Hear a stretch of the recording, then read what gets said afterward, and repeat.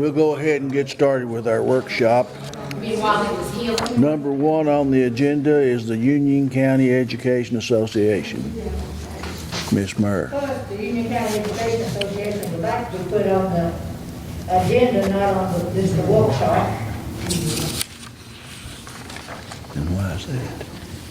And because what we would like to say sometimes, we'd like to have it recorded, and we realize that the workshop is not recorded. And, some of the things we have are concerns. And one of the concerns is, you're raising the beginning salary, you need to look at the back end too. When you raise the shifts, all the shifts should rise, not just a few of them. And so if you're, putting in a couple of $1,000 on the beginning salary, I think that's what it said, you ought to be putting some on the back end where people have been loyal through the county and worked for many years, and, you throw out a few $100s. And we're getting in a situation like we had before. We train teachers, they look around and they realize that we're not going anywhere in this county, and so they go to other counties. We've done it in the past, and the beginning salary's been pretty high. We train them, they leave. And a couple of years ago, we had people that had been here 10 or 12 years. They went to a local county, they made more money starting out. And that's sad. So again, when you're looking at putting money into the salary, look at what's happening on the back end. Like I had said before, when I had the 32 form, beginning salary and my salary after 50 years of a master's degree, the difference was $11,000. That's too small. We're raising the front end, raise the back end. Show people, show employees that you care about them. Thank you for listening. Okay. Number two, school board attorney updates. Mary Ann Stackhouse. Tonight, after this meeting, I'm going to ask that we go into an executive session for just a few minutes to talk about pending litigation. Okay. Number three, special recognition and announcements. Dr. Carter. I don't have anything other than what's on down the agenda. Okay. The budget amendments and transfers. Ann Dyer. Yeah, I sit here, can you all hear me well enough if I stay seated? Okay. We start with page 1, which is Fund 141, General Purpose Schools. That's the removing money from the appropriated budget and entering into the budget additional funding received from the state. We had talked about that a couple of months ago, the additional salary that they gave us at 2% for half a year. And then putting in additional other charges, which is our ADM growth percentage, the 8% of the increase of growth money for TNBA, and also making a correction based on the January revision of the DEP and changing that back to what we had closer to the original estimate. That is Fund 141, page 1 and 2.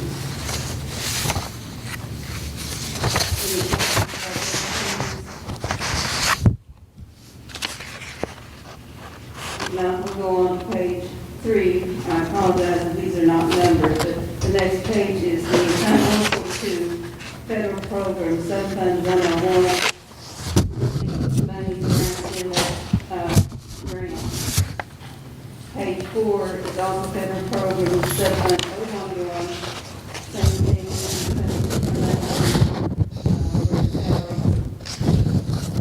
Page 4 is Subfund 501. Also salaries, and these are adjustments are based on the bonus that we gave to all the 141 employees. We're also doing that in federal programs. And then next page is our ESSER 1.0, moving monies around within that.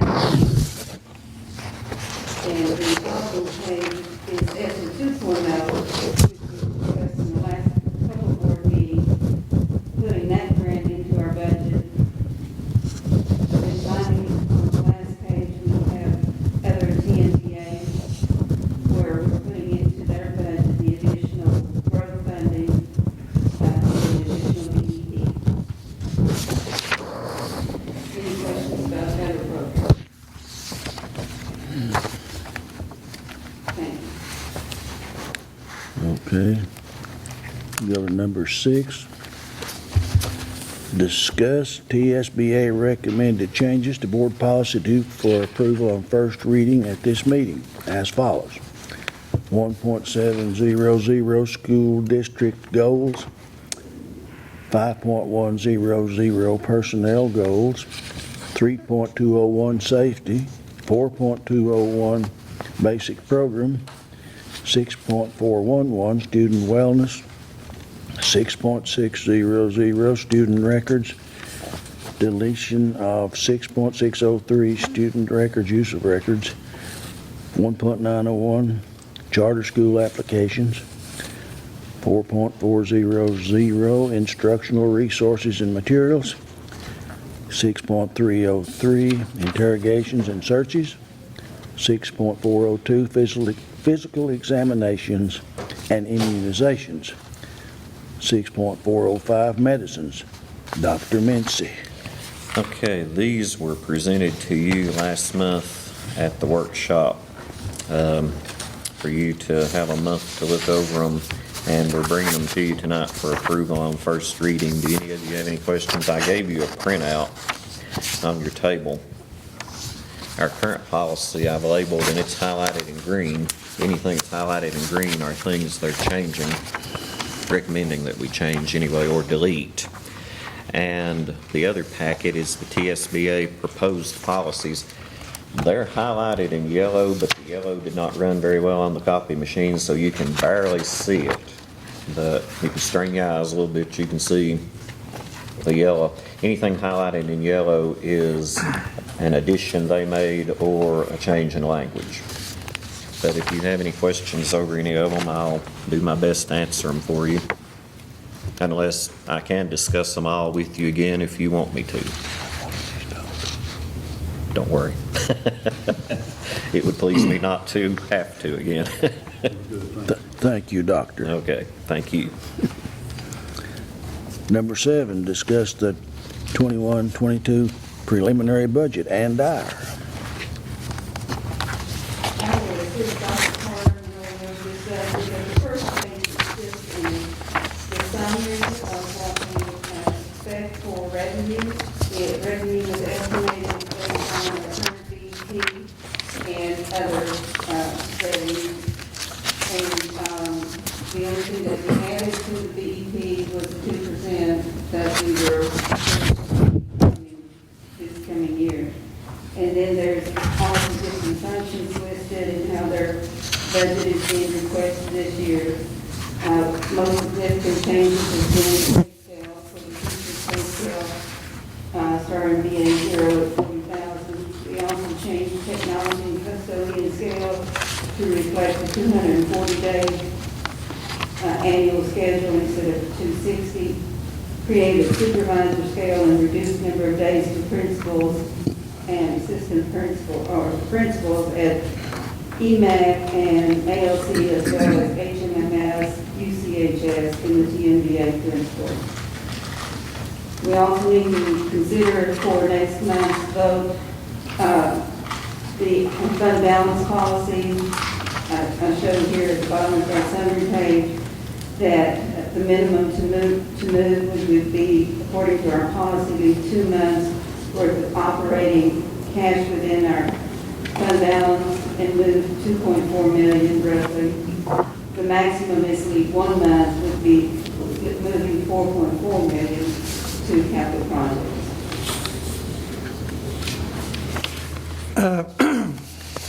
What I would say is, like every year, this front page of the budget gives you a page-by-page breakdown. So these are all the pages with the totals, and then the breakdown is behind those.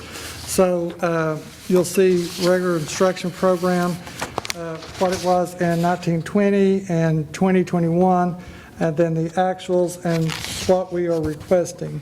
So that first page is just the breakdown of all the individual pages. And then if you flip over, well, the next page is the revenue side of our budget. Oh, it's not on theirs. Everything is funded about the same, at the same rate. We did on the revenue side factor in the 2% of the instructional funds that the state sent out in January, February.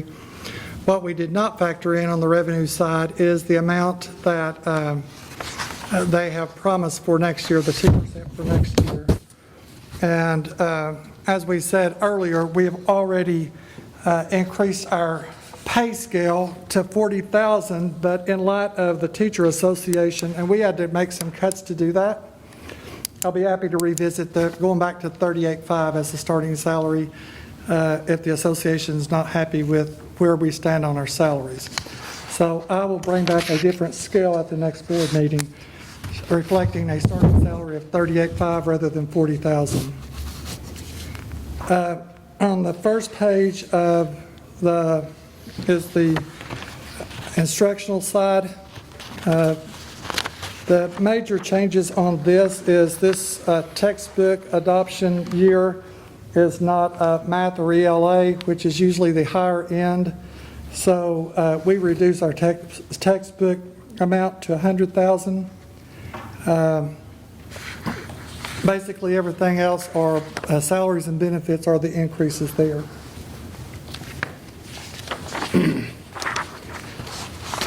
The next page is the special ed page and the vocational or CTE page. The increases on that reflect the salary increases. Not very much change in the operational. As you can see, the operational down below the salary and benefits. The next page, you'll see attendance and health services. Pretty much the same, as it reflects all the salary increases. Not a lot of changes. I was looking at on travel. I believe we reduced that by $4,000 simply because we have a nurse at each of our schools now, so we don't have a nurse that has to travel in between the schools. The next page is other student support page. It has our guidance counselors, our SROs, those types of things. Salaries, benefits, increase changes, and contract with the SROs.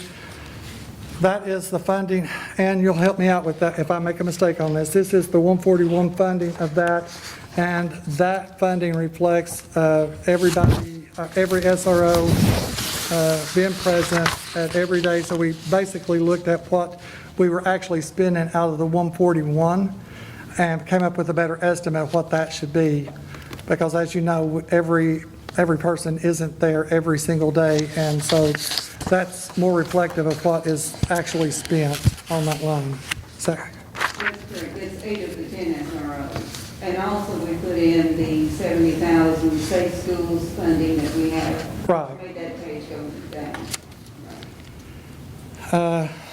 next is the instructional, the support page. It's where your supervisors and those types of things. As was stated earlier, we revised our supervisor's scale and froze that scale that it topped out at the employee with the highest salary with an EDS. We topped it out there. The reason being is our supervisor scale is attached to the teacher scales, and those supervisor salaries were going up at a higher rate than teachers. Once we revisit that teacher's salary, we may reflect and go back and go ahead and leave that supervisor scale as it is. But as we did it in this budget, we froze the supervisor scale so that their salaries were not going up at a faster rate than our teachers were. We also decreased staff development because a lot of our staff development is in our ESSER funds, our ESSER grants, and so we moved that money out of there. We actually over budgeted, not over budgeted, but last year we were doing TNTP, which is a professional development group that comes in, that does our our professional development and ELA and math. And we ended up getting a grant and ESSER funds that offer to pay for that staff development. So that's why there's a lot of money left in professional development, because we got funding elsewhere to do that. The next page is the special ed support page. That reflects an increase in all the salaries and benefits. Next is the vocational support page. That is your supervisor and secretary in the CTE program. And that you'll see only salaries and benefits are reflected in the increase there. Technology is the next page, and I say page, but it's down below on the same page as vocational. The major increase there was $35,000 for software. We have Skyward, Compass, is it Skyward? I know it's the Canvas. And GoGuardian, which is the software that protects and makes sure our students are protected online. The next page is the board page, and the increase there is to an assistant to our virtual supervisor. Those funds were taken from extra money that was taken as a support for TMVA. On my page, we increased it $1,031. A lot of increase there. We do have office supplies on my page, and we increased that by $1,000 to make it $2,000. The next page is the office of the principal. And other than salaries, there's no significant increase. You'll see a $25,000 decrease, and that's where we were at one time paying a lease on our copiers. We're no longer doing that. The fiscal agent charge, that's our finance department. That's their page. Nothing significant there. Operation of plant. We did not increase, typically we'll increase around 2% on operation of plant, but because a lot of our ESSER 3.0 funding is going toward maintenance and facilities, we did not increase this year. The increases you see is in salaries and benefits. And the custodial page, Ms. Ann talked to you about that at the beginning. What we are doing with them, they are considered 260-day employees, which means they work Christmas break, spring break, fall break, all those breaks. And what we did is we left their salary the same, but we took off 20 days that they wouldn't necessarily have to work. So that is how they would receive an increase in their salaries. And I think that's the end. We have a balanced budget.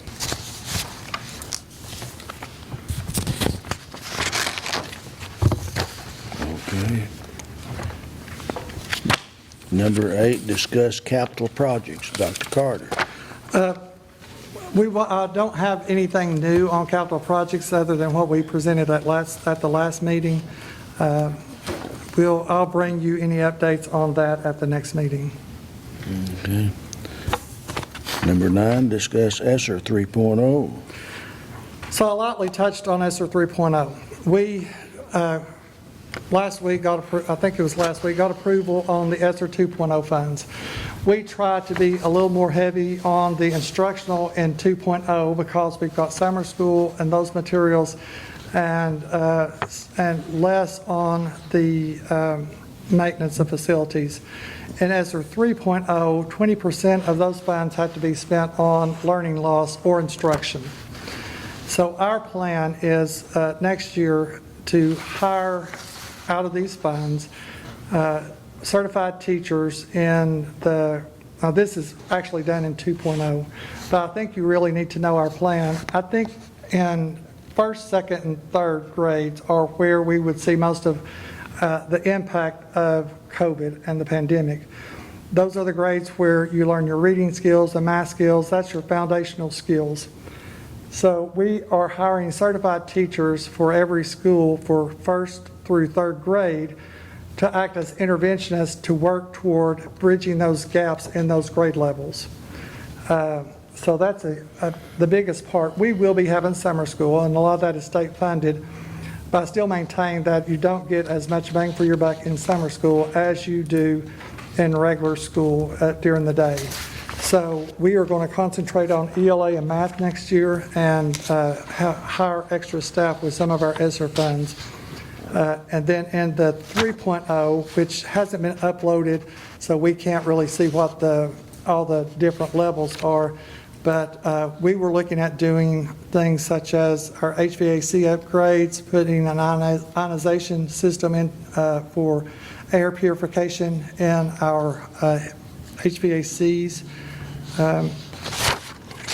We'd like to expand our alternative school and make it a hybrid school that offers some distance learning and have both of our EMAC and ALC in the same location as we are right now. We are spread across. We also would like to include our students who are in the program. I can't remember what the name of the program is, Ronnie. The GAP program. They're off campus at a different location. We want to house all those in the same area. Putting in the project that you probably remember that we discussed a year or so ago, the addition of a restroom at Luttrell Elementary. So those are the type of things. We're a little more heavy on the facility side on 3.0. That is approximately $8 million. And $1.5 million has to go into instructional. So we don't, as I said, we are in the process of getting a lot of numbers and going through all of that process. And when we get those, I'll present those at the next board meeting. I did find out that it's coming out on the 15th. I don't know if there's any, if that comes out on the 15th, then we can get that budget in. I would like to have approval to put that budget in with the understanding that anything that is not approved or that you do not like in that, we can do a revision and do budget amendments. But the reason I want to try to get it submitted in the event that they want us to correct something or change something, do something different, which they did in 2.0, we can make those revisions. I would like to have it approved in an amount of time that we could line everything up and get started in July. Those funds can't be spent until July. And so that we can have our 2.0 and 3.0 kind of consolidated. So we're doing all of this in the summer as much as we possibly can. If you all would give me approval to submit our plan, it is 20% on the instructional side, which we have not started that part yet. And on the facility side, it's what I had mentioned, upgrading our HVAC systems, doing some renovations and upgrades on facilities, actually buying like new scrubbers for all the schools, for sanitation. Those types of things will be what we'll be putting into. And I don't know if that's on the agenda to be approved, because that conversation just happened today and I failed to put that on. It's not. It's not. So maybe if you all would approve to have that added to the agenda, I will approve that. I can submit that, and I can get you a copy of the breakdown of everything that's going to be happening in 3.0 or what we'd like to see done in 3.0. So would that addendum read, approve, disapprove submission of ESSER 3 application? Yeah. As recommended by me. Okay.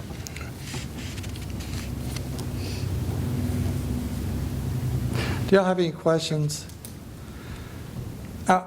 It's a wonderful problem to have, but balancing 3 budgets at the same time is really difficult. One part I do want to make you aware of on the ESSER 3.0 funding is that you can have an administrator that oversees the grant. All this money is getting a lot of scrutiny and attention and audits.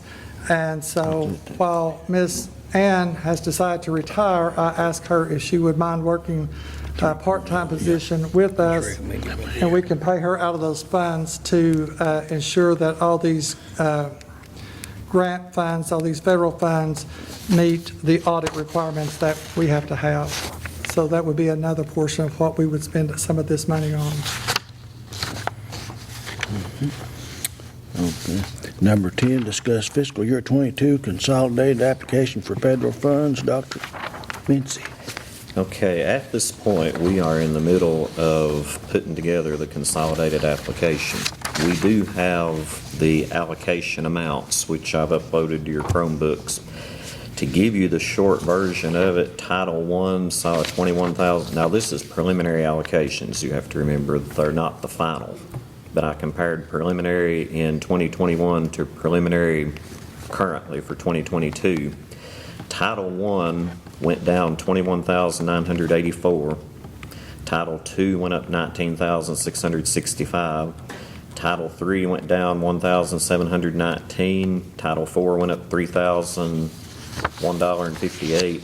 And Title V went up $28,966. So the title programs are expected to see a $27,900 increase. Your special education funds, IDEA Part B, went up $94,141, and IDEA preschool went up $1,084. So the total special ed funds went up $95,225. And if you put all of the special ed federal funds with the title federal funds together, the preliminary allocation went up $123,154.12. So what we're asking you to do, it's kind of like ESSER 3, we're asking you to approve submission of the application. It'll be due on May 1st before we meet again, but you'll be asked to approve the preliminary budget at the May meeting. Any of you have any questions I can answer for you? Okay, thank you. Well, that concludes our workshop. Let's all stand for the pledge. I pledge allegiance to the flag of the United States of America and to the republic for which it stands, one nation, under God, indivisible, with liberty and justice for all.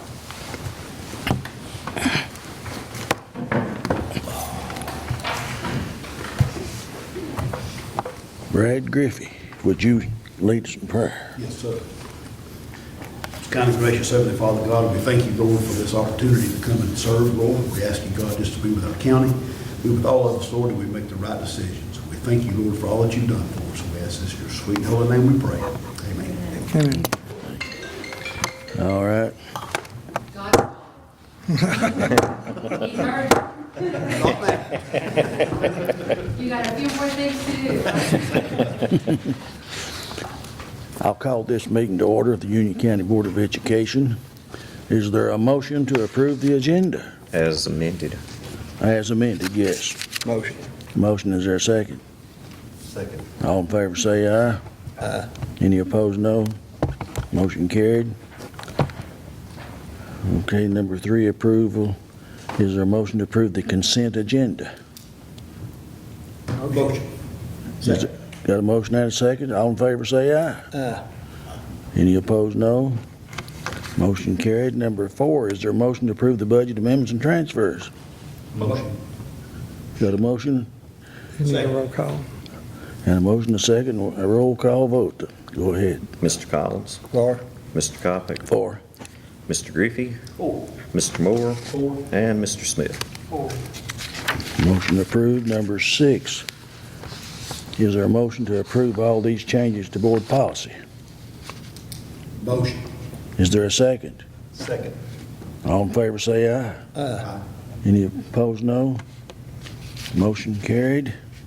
Number 7, is there a motion to approve the fiscal year 22 consolidated application for federal funds? Motion. Second. Got a motion and a second. All in favor say aye. Aye. Any opposed, no. Motion carried. Now, the addendum. Is there a motion to approve the ESSER 3.0 As recommended by as me. recommended by Dr. Carter? Motion. Is there a second? Got a motion, second, all in favor, say aye. Aye. Any opposed, no. Motion carried. Our next meeting will be May what, Dr. Mincy? 13th. May 13th. Okay. Is there a motion to adjourn? So moved. So moved. Second. Second. All right. Thank you. Now we go into the executive session.